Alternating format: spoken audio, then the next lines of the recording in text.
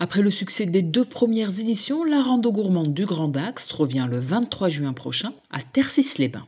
Le but, c'est de découvrir un endroit bucolique, exceptionnel comme notre communauté d'agglomération en Recelle, tout en découvrant les produits proposés par nos producteurs locaux avec un menu qui est décliné tout au long des un peu plus de 6 km de randonnée qu'on peut faire à son rythme et en s'arrêtant donc à chaque stand pour déguster une partie du menu.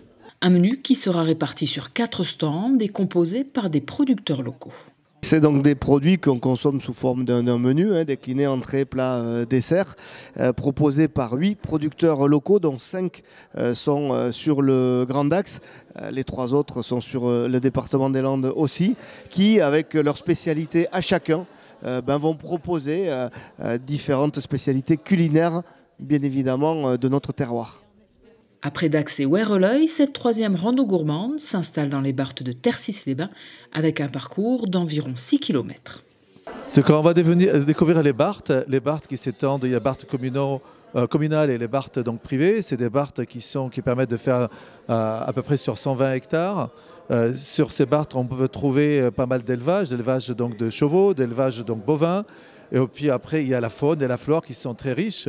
C'est un territoire qui est très riche et on peut donc être embêté par quelques vols de cigognes. C'est assez intéressant à savoir. Après, il y a d'autres flores qui est assez riches comme certains produits rares et qui sont spécifiques donc des Barthes. Cette rando gourmande aura lieu le 23 juin prochain. Attention, la réservation est obligatoire.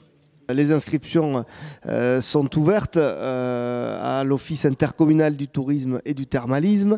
Il faut y aller rapidement puisqu'on l'a constaté l'année dernière, les billets sont partis pour moitié lors de la première journée. Il n'a fallu que 2 semaines pour que la totalité soit vendue. Donc je ne peux qu'inciter tout le monde à aller rapidement à l'Office du tourisme pour pouvoir réserver sa place pour cette nouvelle édition qui, à n'en pas douter, sera encore une édition extraordinaire.